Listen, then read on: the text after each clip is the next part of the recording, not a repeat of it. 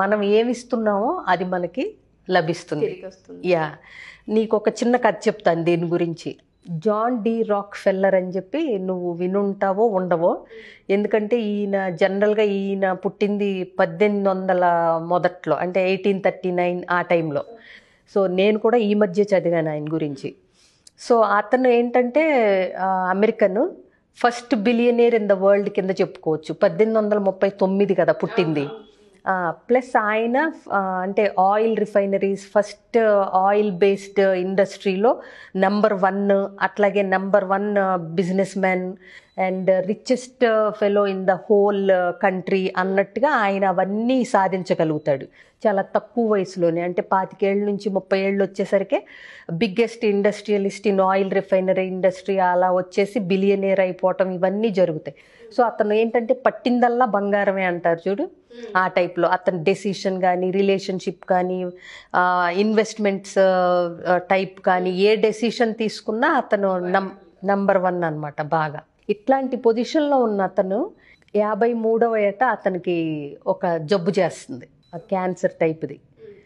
So ఏంటంటే ఇంకా డాక్టర్లు ఇతను మహా అయితే మ్యాక్సిమం ఒక 1 ఇయర్ మించి బ్రతకడు అని చెప్తారు.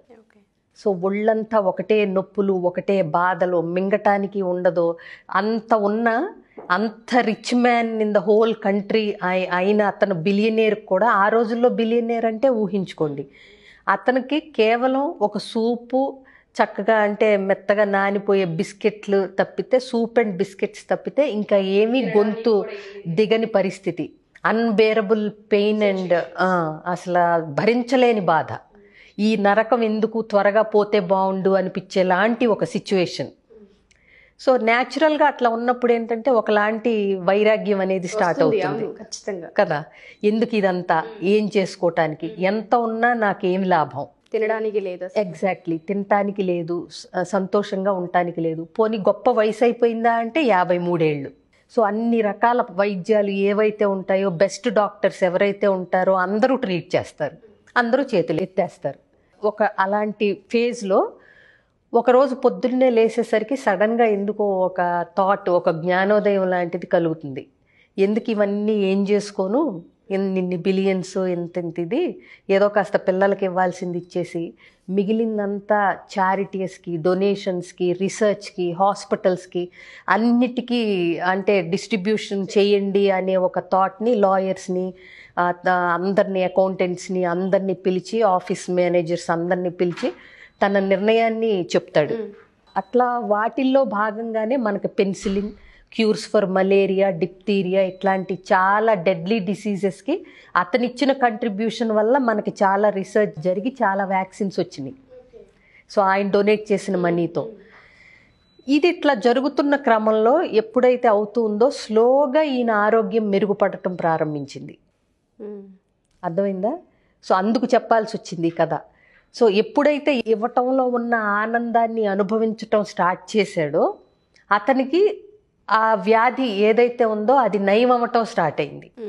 ఆ తర్వాత 1 ఇయర్ తిరిగేసరికి చనిపోతాడు అనుకున్న ఆ వ్యక్తి 98 సంవత్సరాలు బ్రతికాడు. అంటే ఈ జబ్బు చేసింది అతనికి 53వ సంవత్సరంలో.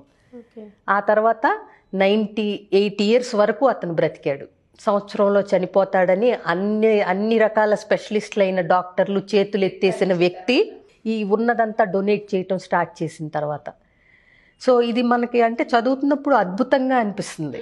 సో అతను చివర్లో ఏం చెప్పాడు అంటే, ఇచ్చేటప్పుడు అదొక రకమైన ఆనందం ఉంటుంది, అది అనుభవించితే కానీ తెలియదు.